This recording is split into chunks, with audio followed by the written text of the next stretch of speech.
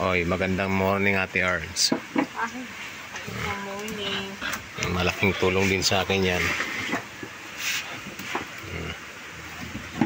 Mabawasan man lang yung mga ng trabaho ko, mga bunot-bunot ng pako.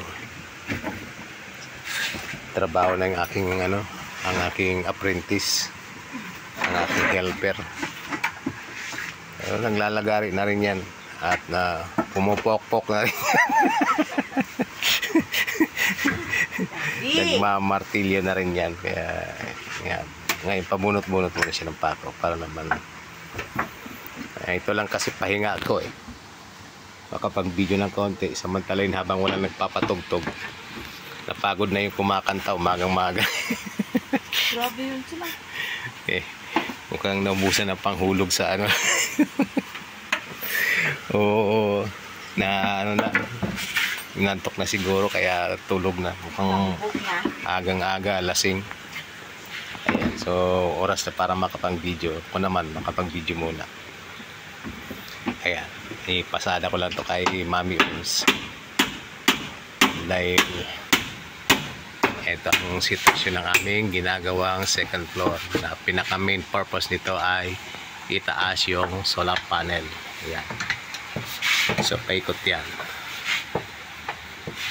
Ayan, puro solar panel lang ginawa naming bubog. Kalahati noon may yero para doon dadaloy ang tubig. So ang laking tipid sa yero kasi yung isang hilira ito, a total of 6 pieces yan na 400 watts na solar panel lang nahihilira ko dyan. Kaya nilipat yan kasi ito tulad niyan sa baba na yan, no? Ayan, tanghali na siya. Alas 10 na yata, no? Mga alas 10 na. Nasisilungan pa yung iba doon sa mga puno, saging.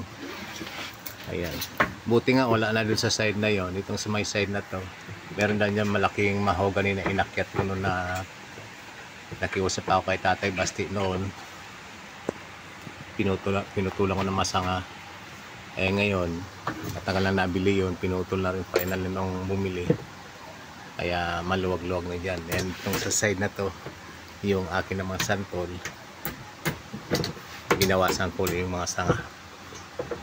Kaya kaluwag-luwag na ulit itong solar panels.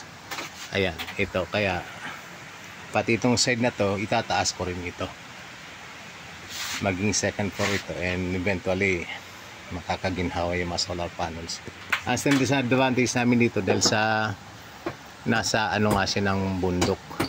Nasa bundok siya pero nandun sa valley. Sa ilalim kaya safe na safe kami in terms of hangin pagdating ng bagyo. Pero ito naman ang dahil sa naghahabol kami na sa solar, medyo kulang. Doon sa Metro Manila, tinitingnan ko pag nag-overlook sa overlooking side, ang lakas na ng ng araw, pero dito nakasilong pa kami.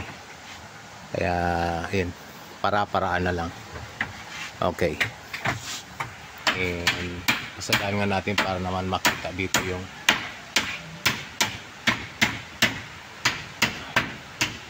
ayan, yung mahigit na 2 years old na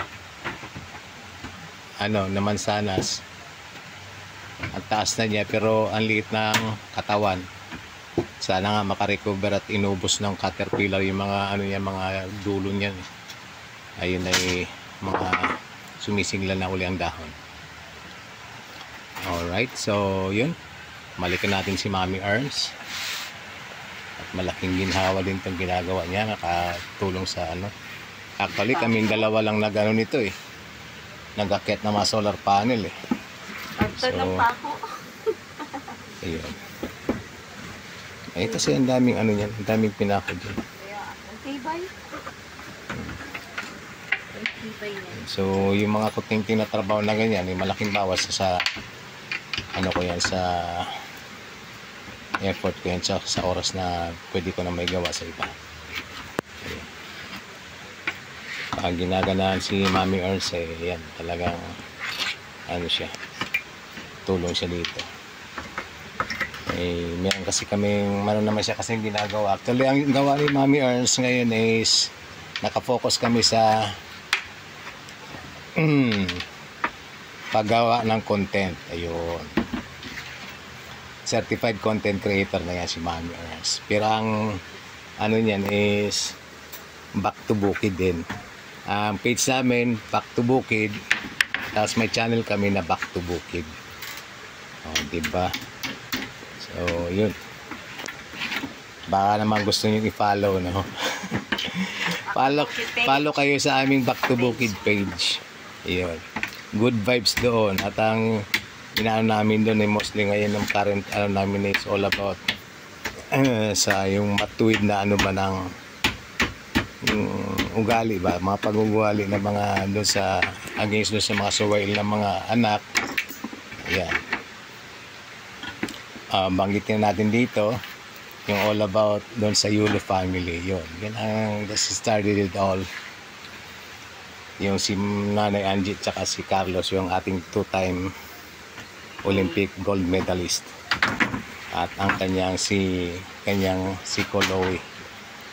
Sa dami kasi ng mga bashers, so napilitan kayo mag-post ng mga kampi naman kay Nanay Angie.